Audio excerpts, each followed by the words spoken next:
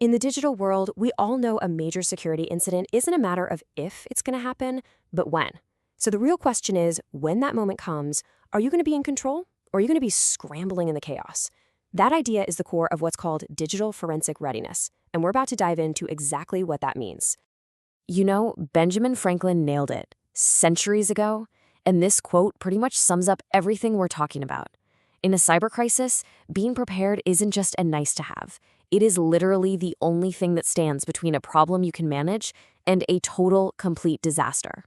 To really get what this looks like in the real world, let's follow a quick story. Let's meet Alex. He's a security manager, and his perfectly normal day is about to go completely off the rails.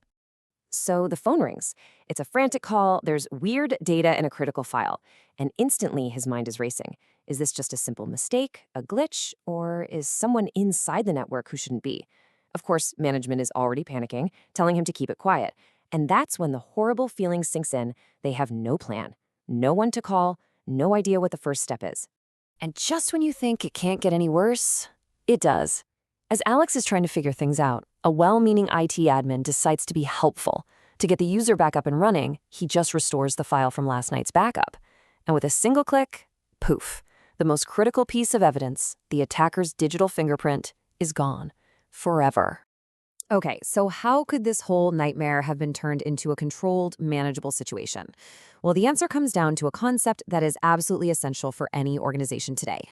It's called digital forensic readiness, and really it just boils down to two simple things. First, spending as little time and money as possible when something bad happens, and second, making sure that the evidence you collect is actually useful, strong enough to give you real answers, or even hold up in court. Now, you've really got to understand this slide, because this is where everything tends to go wrong. See, you have two teams with completely opposite goals. The incident response folks, they're the firefighters. Their only job is to put the fire out and get everything back online, fast. But the digital forensics team, they're the crime scene investigators. They're yelling, "Nobody touch anything." Without a plan, these two teams are basically at war with each other during a crisis. So here's the bottom line. When you don't prepare, you end up fighting a losing battle on two different fronts. First, your costs are just going to explode. And second, even if you can afford it, the evidence you get might be totally and completely worthless. Let's talk about the money first. Get this. For a tiny 2-hour intrusion, investigators spend an average of 40 hours on analysis. That is an entire work week for one person, just picking through the digital wreckage. And that's after the evidence has already been collected. And the price tag for that week of work? Almost $28,000 for one single machine.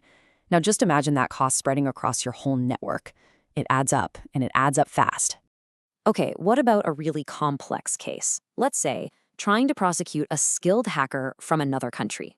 That took a single investigator 9 solid months. 9 months of their life. The drain on your team's time and resources can be absolutely staggering. And if you think that's bad, this case is just wow. In the Armando Anglo case, the prosecution had 9 years worth of evidence. But because they had no plan for how to store and manage it all, it became so expensive and so difficult that they literally had to ask the judge to dismiss the charges. The whole case just collapsed under its own weight. All right, but let's just pretend for a second. Let's say money is no object. Well, that brings us to the second front in this battle, the evidence itself. Because if it's not collected the right way, all the money in the world can't make it useful. This sounds familiar, doesn't it? It's basically Alex's IT admin all over again. In this real-world case, a helpful legal assistant just wanted to check the disk size, so they turned the computer on. That one simple action changed 192 files. The evidence was contaminated before the investigation even had a chance to start. Or take this example from a murder investigation. A key piece of surveillance video just disappeared. It wasn't necessarily erased on purpose, but because it was gone, a crucial part of the story was lost forever. And that's the real danger, right? Useless evidence doesn't just mean a hacker gets away. It can mean the guilty walk free. So how do we stop all this from happening? Well, it all comes down to a really simple 3-part playbook.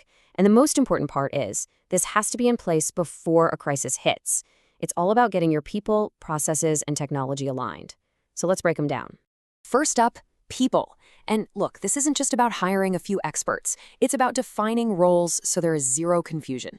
For instance, the first person on the scene should absolutely not be the same person whose job it is to fix things. That's a massive conflict of interest. But crucially, it means training everybody. A trained employee knows that when something looks weird, you don't fix it. You isolate it and you escalate it.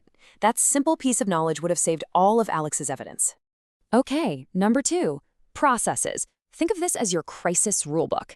It has to be written down, it has to be clear, and you have to actually practice it.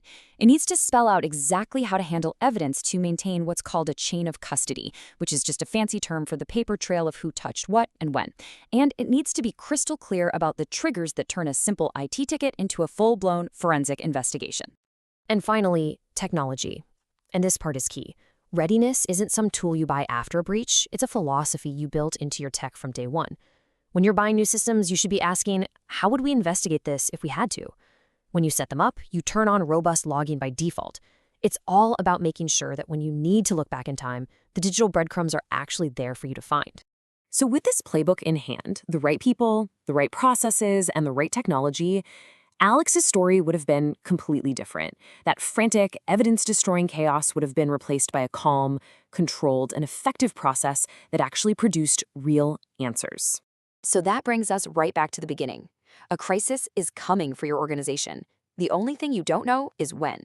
So, looking at your own company, you have to ask yourself honestly, are you truly prepared or are you just preparing to fail?